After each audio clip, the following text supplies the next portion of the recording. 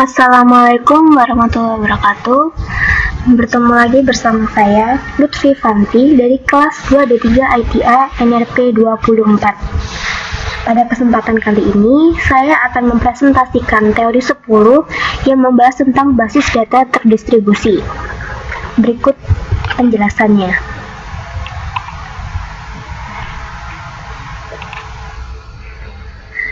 Yang akan dibahas pada materi ini adalah pendahuluan, tipe basis data terdistribusi, arsitektur basis data terdistribusi, penyimpanan data pada sistem terdistribusi, manajemen katalog terdistribusi, query terdistribusi, joins pada DBMS terdistribusi, optimasi query pada DBMS terdistribusi, mengubah data terdistribusi, locking pada sistem terdistribusi, dan distributed recovery. Tujuan belajar. Diharapkan mahasiswa mampu memahami perbedaan DBMS terdistribusi dan terpusat, memahami arsitektur basis data terdistribusi, memahami penyimpanan data, katalog data pada sistem terdistribusi, memahami query, join, dan optimasi query pada DBMS terdistribusi, memahami bagaimana mengubah data, melakukan locking data pada DBMS terdistribusi, memahami bagaimana menangani kegagalan pada sistem terdistribusi. Pendahuluan. Pada basis data terdistribusi atau distributed database, data disimpan pada beberapa tempat yang diatur oleh DBMS atau Database Management System yang dapat berjalan secara independen. Properti utama yang terdapat pada basis data terdistribusi adalah 1. Independensi data terdistribusi, 2. Transaksi terdistribusi yang atomik. Tipe basis data terdistribusi. Terdapat dua tipe basis data terdistribusi, yaitu homogen dan heterogen. Homogen adalah sistem di mana setiap tempat menjalankan tipe DBMS yang sama. Sedangkan heterogen adalah sistem di mana setiap tempat yang berbeda menjalankan DBMS yang berbeda, baik relasional DBMS atau non-relasional DBMS. Berikut adalah gambarnya. Gambar di bawah ini menggambarkan tentang basis data terdistribusi heterogen. Arsitektur basis data terdistribusi. Terdapat 3 pendekatan alternatif untuk membagi fungsi pada proses DBMS yang berbeda. 2 arsitektur alternatif DBMS terdistribusi adalah 1. Client server. Sistem yang mempunyai satu atau lebih proses client server disebut client server. Sebuah proses klien dapat mengirim query ke sembarang proses server seperti gambar di bawah ini. Gambar di bawah ini menggambarkan tentang sistem client server, di mana klien bisa yang menerima query dan bisa mengirimnya ke server.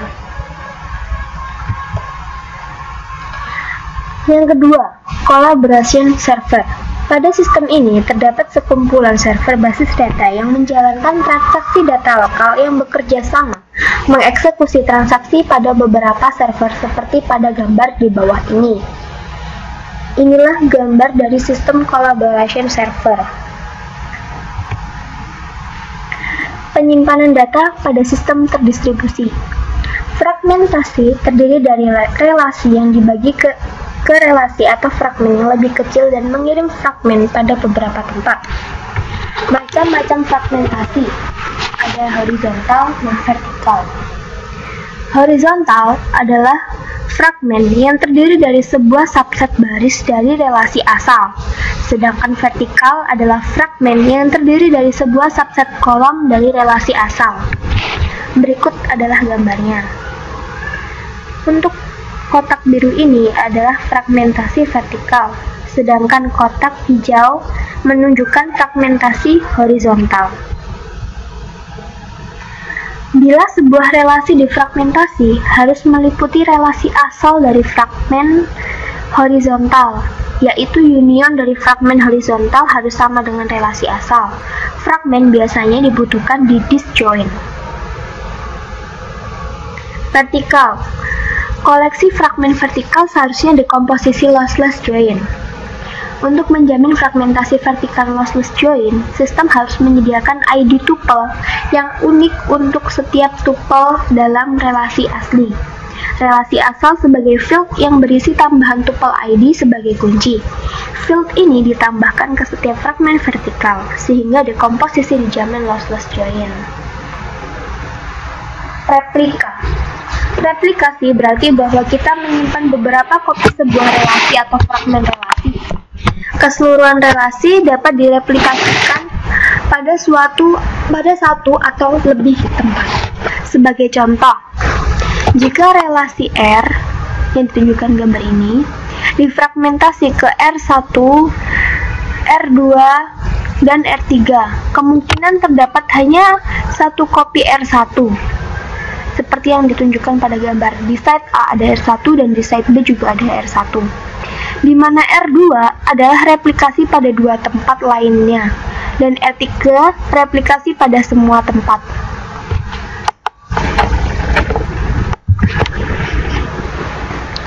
Motivasi untuk replikasi adalah meningkatkan ketersediaan data. Jika sebuah tempat yang berisi replika melambat, kita dapat menemukan data yang sama pada tempat lain. Yang kedua, evaluasi query yang lebih cepat. Query dapat mengeksekusi lebih cepat menggunakan kopi lokal dari relasi termasuk ke remote site. Manajemen katalog terdistribusi. Menyimpan data terdistribusi pada beberapa tempat dapat menjadi sangat kompleks.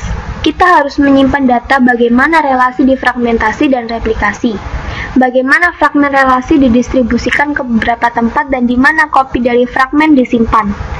Nama setiap replika dari setiap fragmen harus ada. Untuk menyediakan otonomo lokal digunakan format sebagai berikut. Seperti yang terlihat pada tulisan di bawah ini. Katalog di setiap tempat menggambarkan semua objek atau fragmen dan replika pada suatu tempat dan menyimpan data replika dari relasi yang dibuat pada tempat tersebut. Pertama, untuk menemukan relasi, lihat pada katalog birdside. Birdside tidak pernah merubah meskipun relasi dipindahkan. Query terdistribusi, misalnya pada dua relasi, sailors dan reservoirs. Pada sailors, terdapat SID integer, sname string, rating integer, age real. Dan pada reservoirs, SID integer, PID integer, date, name string. Kemudian dilakukan query sebagai berikut. Select avg s.h from sailors as where s.rating lebih besar 3 and s.rating lebih kecil 7. Fragmentasi horizontal. Tuple dengan rating kurang dari 5 pada Shanghai lebih besar sama dengan 5 pada Tokyo harus menghitung sum age, count age pada kedua tempat. Jika where berisi hanya s.rating lebih besar 6, maka hanya satu tempat. Fragmentasi vertikal. SID dan rating pada Shanghai, sname dan age pada Tokyo, PID pada kedua tempat. Harus melakukan rekonstruksi relasi dengan join pada TID kemudian mengevaluasi query. Replikasi. Sailor dikopikan pada kedua tempat. Join pada DBMS terdistribusi. Sebagai contoh, dapat dilihat pada gambar. Gambar ini menggambarkan contoh sistem terdistribusi, di mana di London terdapat sailors 500 halaman, di Paris reservoirs 1000 halaman. Untuk menangani join pada DBMS terdistribusi harus diperhatikan hal-hal berikut. Ambil halaman sesuai kebutuhan. Pada suatu nested loop, join di London dengan sailor sebagai author dan setiap halaman sailor. Ambil semua halaman reservoirs dari Paris. Jika halaman reservoirs di London diambil sampai join selesai, halaman akan diambil sekali, tetapi asumsikan bahwa halaman reservoirs tidak diambil semua sampai selesai, maka biaya akan menjadi mahal. Berikut ini adalah biayanya. 500D ditambah 500 dikali 1000 dikalikan D tambah S. D di sini adalah biaya membaca atau menulis halaman, sedangkan S adalah biaya pengiriman halaman. Jika query tidak dikirim ke London, harus menambah biaya hasil pengiriman ke query site. Dapat juga mengerjakan inner state loop di London. Ambil tuple reserves yang sesuai ke London sesuai kebutuhan. Pengiriman ke satu tempat, kirimkan reserves ke London. Biayanya 100S tambah 4500D. Di sini adalah semi join. Jika semi join biayanya adalah 3 dikali 500 tambah 1000. Jika ukuran hasil sangat besar, lebih baik mengirimkan kedua relasi ke result site dan kemudian lakukan join. Semi join. Teknik semi join ditujukan untuk mengurangi jumlah tuple reserves yang dikirim. Idenya terdiri dari langkah-langkah berikut ini. Di London, proyeksikan sellers ke kolom join dan kirimkan ke Paris. Di Paris, lakukan join pada proyeksi sellers dengan reserves. Hasil join disebut reduksi dari reserves dengan sellers. Kirimkan reduksi reserves ke London. Pada London, join sellers dengan reserves yang sudah direduksi. Ide dari langkah semi join tersebut adalah mengurangi biaya komputasi dan proyeksi pengiriman untuk biaya pengiriman relasi reserves penuh. Semi join bermanfaat jika terdapat sebuah seleksi pada seller dan jawaban tersedia di London. Bloom join. Teknik bloom join juga ditujukan untuk mengurangi jumlah tuple reserves yang dikirim. Idenya terdiri dari langkah-langkah berikut ini. Di London, hitung sebuah bit vektor dari beberapa ukuran K.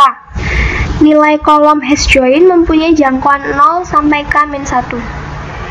Jika beberapa tuple melakukan teknik hashing ke 1, set bit 1 menjadi 1. Kirimkan bit vektor ke Paris.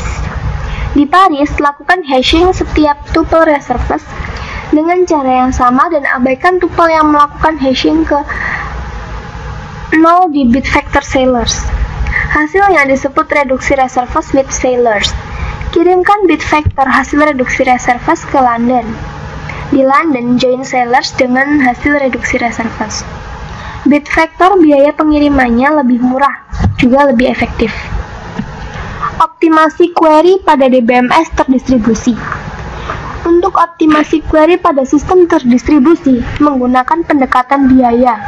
Misalnya pada semua plan, mengambil yang termurah, sama dengan optimasi tersentralisasi.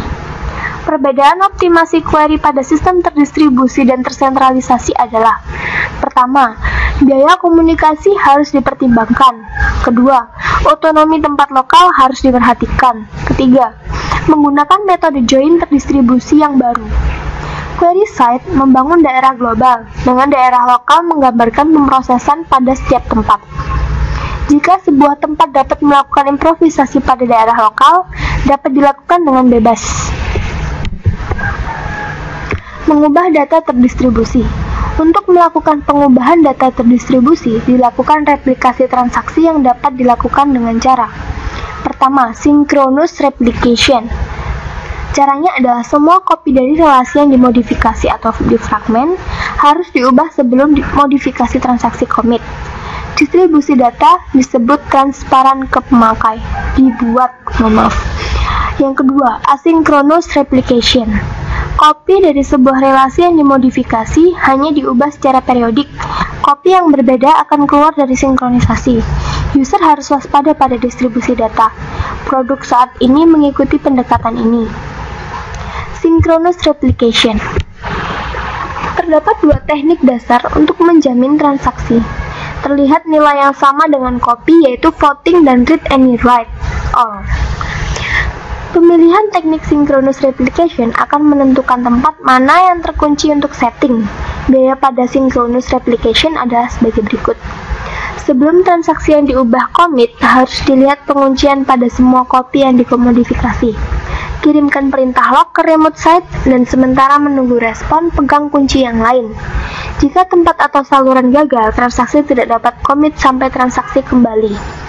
Meskipun tidak terjadi kegagalan, commit harus mengikuti commit protokol dengan beberapa pesan yang mahal. Karena itu, alternatif teknik asynchronous replication banyak digunakan. Asynchronous replication mengizinkan memodifikasi transaksi commit sebelum semua kopi diubah, dan pembaca tidak hanya melihat satu kopi. Pemakai harus waspada kopi yang keluar dari sinkronisasi untuk periode waktu yang pendek. Teknik asynchronous replication menggunakan dua pendekatan, yaitu primary site dan peer-to-peer replication. Perbedaan kedua teknik ini terletak pada beberapa banyak kopi yang dapat diubah atau copy master. Peer-to-peer replication. Lebih dari satu kopi dari suatu objek dapat menjadi sebuah master. Perubahan ke copy master harus dipropaganda ke kopi lain dengan cara yang berlainan. Jika dua copy master diubah dan terjadi satu konflik harus dipecahkan. Misal tempat 1, umur Joe mengubah 35, tempat 2 mengubah 36. Teknik ini bagus digunakan jika konflik tidak tercapai. Misalnya setiap tempat master memiliki fragmen disjoint, dan yang memiliki hak pengubahan dimiliki oleh satu master pada satu waktu. Primary site replication. Tepat satu kopi dari suatu relasi digunakan sebagai primary copy atau master copy. Replika pada tempat lain tidak langsung diubah. Primary copy dipublikasikan. Tempat lain menjalankan atau fragmen ke relasi ini. Terdapat beberapa kopi sekunder. Isi utama adalah bagaimana pengubahan primary copy dapat dipropaganda ke kopi sekunder. Hal ini dapat dilakukan dalam dua langkah. Langkah pertama, ambil pengubahan yang dibuat dengan transaksi commit. Langkah kedua, aplikasikan perubahan tersebut. Implementasi primary set pada asynchronous replication. Isi utama dalam mengimplementasikan primary set replication adalah menentukan berapa banyak perubahan ke primary copy dipropaganda ke copy sekunder. Perubahan biasanya dipropaganda dalam dua langkah, yaitu capture dan apply. Perubahan dibuat dengan transaksi commit ke primary copy yang diidentifikasikan selama langkah capture dan dipropaganda ke copy sekunder selama langkah apply. Mengimplementasikan langkah capture. Langkah capture diimplementasikan dengan satu dari dua pendekatan, yaitu lock-based capture dan procedural capture. Lock-based capture, lock atau menyimpan recovery, digunakan untuk membangkitkan change data table atau CDT. Jika hal ini dikerjakan ketika lock terakhir ditulis ke disk, harus menghapus perubahan ke subsequent yang dihentikan transaksi. Procedural capture, suatu prosedur yang secara otomatis dibangkitkan, trigger mengerjakan capture. Implementasi capture dengan lock-based capture lebih baik karena lebih murah dan lebih cepat, tetapi harus memahami detail dari properti lock. Mengimplementasikan langkah apply. Proses apply pada tempat sekunder secara periodik mengakibatkan perubahan ke table CDT dari primary site dan mengubah copy. Periode didefinisikan oleh timer atau pemakai atau aplikasi. Replika dapat dipandang lebih dari relasi yang dimodifikasi. Jika hal ini terjadi, replika terdiri dari pengubahan pandangan material yang naik sebagai perubahan relasi. Lock-based capture ditambah apply yang terus-menerus akan meminimalkan delay pada propaganda perubahan. Procedural capture ditambah application-driven apply merupakan cara yang fleksibel untuk perubahan proses. Locking pada sistem terdistribusi. Untuk menangani penguncian objek pada beberapa tempat digunakan cara sentralisasi, primary copy, dan terdistribusi penuh. Distributed deadlock detection. Setiap tempat menangani local wait for grab. Deadlock global akan terjadi jika local grab tidak membentuk siklus seperti gambar di bawah ini. Untuk mendeteksi deadlock digunakan 3 solusi, yaitu sentralisasi, hierarki, dan timeout. Distributed recovery. Proses pemulihan pada DBMS terdistribusi lebih kompleks daripada DBMS tersentralisasi karena terjadi kegagalan yang baru, misalnya saluran komunikasi dan remote site. Jika subtransaksi dari suatu transaksi mengeksekusi tempat yang berbeda, semua atau tidak ada yang harus commit. Suatu lock ditangani pada setiap tempat, sebagaimana pada DBMS tersentralisasi dan akses commit protokol ditambahkan pada lock.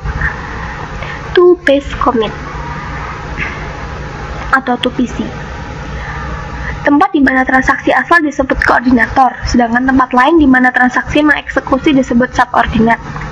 Jika sebuah transaksi ingin commit, maka koordinator mengirim pesan prepare ke semua subordinat. Subordinat memaksa menulis rekaman log abort atau prepare mengirim suatu pesan no or yes ke koordinator.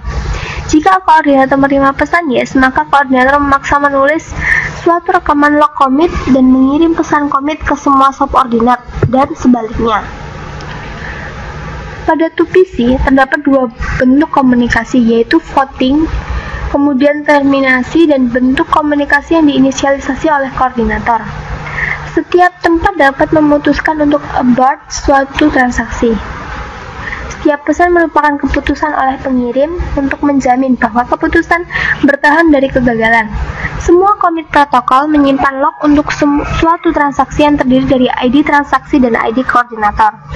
Rekaman abort atau commit oleh koordinator juga termasih ID semua subordinat. Restart setelah suatu kegagalan pada suatu tempat. Jika kita mempunyai rekaman log commit atau abort untuk transaksi T, tetapi tidak mempunyai rekaman N, maka harus redo atau undo T. Jika tempat ini adalah koordinator untuk T, tetap dikirimkan pesan commit atau abort ke subordinat sampai diterima pesan X. Jika kita menyiapkan rekaman log transaksi T, tetapi tidak commit atau abort, tempat ini adalah subordinat untuk T. Subordinat terus menghubungi koordinator untuk menemukan status T, kemudian menulis rekaman log, commit atau abort, redo atau undo T, dan menulis rekaman log N. Jika kita tidak menyiapkan rekaman log untuk T, secara sepihak akan abort dan undo T. Tempat ini kemungkinan koordinator. Jika ya, subordinat mungkin mengirim pesan. Jika koordinat untuk transaksi gagal, subordinat yang memilih yes tidak dapat memutuskan apakah commit atau abort T sampai koordinator pulih. Pada saat itu, T akan diblok.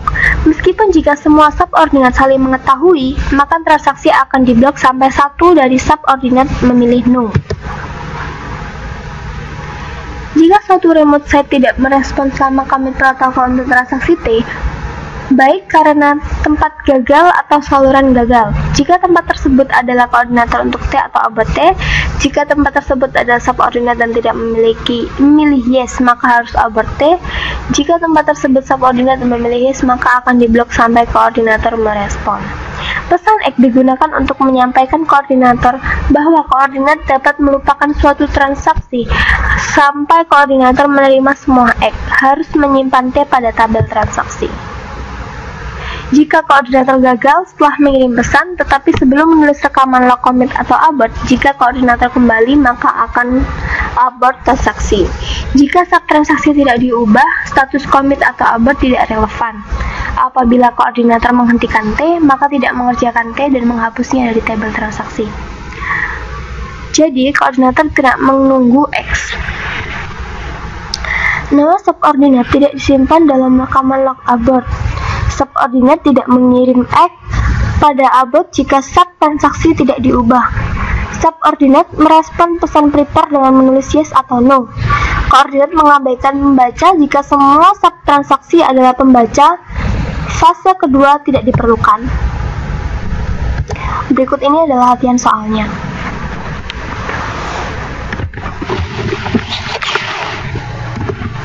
Pertanyaan pertama. Apakah keuntungan DBMS terdistribusi dibanding dengan tersentralisasi? Pada basis data terdistribusi, data disimpan pada beberapa lokasi dengan tujuan untuk membuat distribusi yang transparan.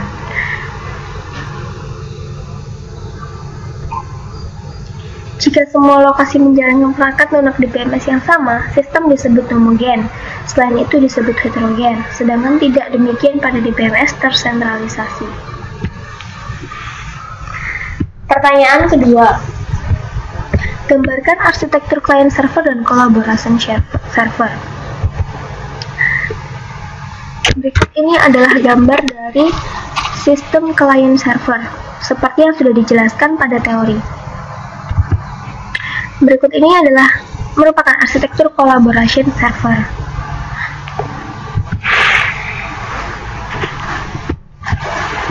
Pertanyaan: pada arsitektur collaboration server, jika suatu transaksi dikirim ke DBMS, akan digambarkan bagaimana aktivitas tempat yang berbeda dikoordinasi. Secara khusus, gambarkan aturan manajer transaksi pada tempat berbeda. Konsep atomik transaksi terdistribusi. Berikut adalah gambarnya. Di sini gambar ini menggambarkan tentang collaboration server, seperti yang dimaksud pada soal. Sebelumnya pada teori juga sudah dijelaskan. Pertanyaan nomor 4. Definisikan fragmentasi dan replikasi dalam hal di mana data disimpan. Fragmentasi terdiri dari relasi yang dibagi ke relasi atau fragmen yang lebih kecil dan mengirim fragmen pada beberapa tempat. Terdapat dua macam fragmentasi horizontal dan vertikal. Replikasi berarti bahwa kita menyimpan beberapa kopi sebuah relasi atau fragmen relasi. Keseluruhan relasi dapat direplikasi pada satu atau lebih tempat.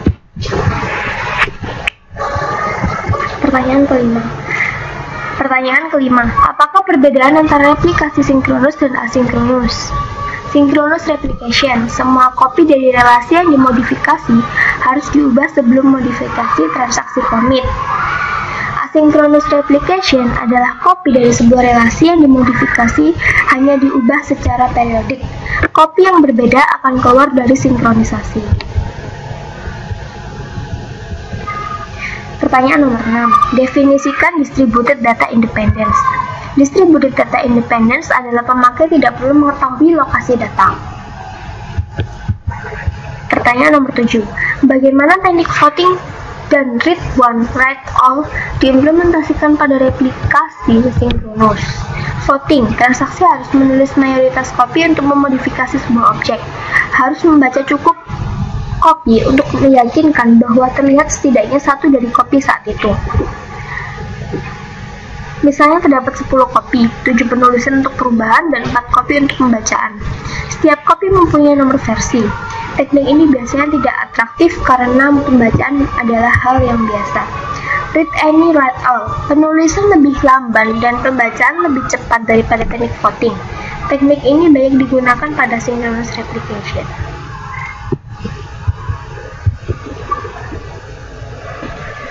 Pertanyaan nomor 8. Berikan penjelasan bagaimana asynchronous replication diimplementasikan, khususnya jelaskan maksud capture dan apply. Implementasi primary set pada asynchronous replication.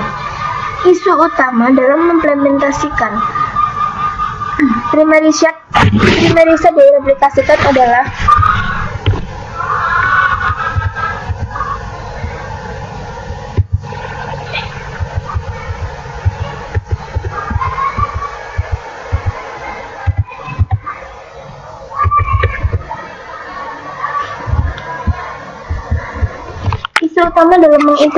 primary set replication adalah menentukan berapa banyak perubahan ke primary copy dipropaganda ke copy sekunder.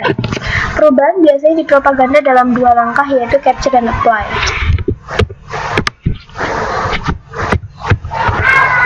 Mengimplementasi langkah capture. Langkah capture diimplementasikan dengan satu dari dua pendekatan, yaitu log-based capture dan procedural capture.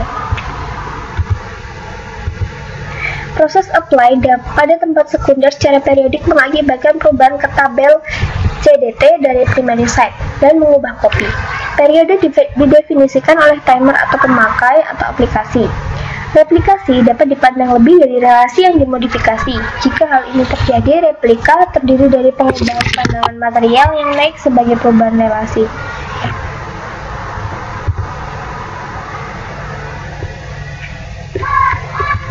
Pertanyaan nomor 9. Apakah perbedaan antara log-based dan prosedural untuk implementasi capture? Log-based capture digunakan untuk membangkitkan change data table. Jika hal ini dikerjakan ketika log terakhir ditulis ke disk, harus menghapus perubahan ke subsequent yang dihentikan transaksi.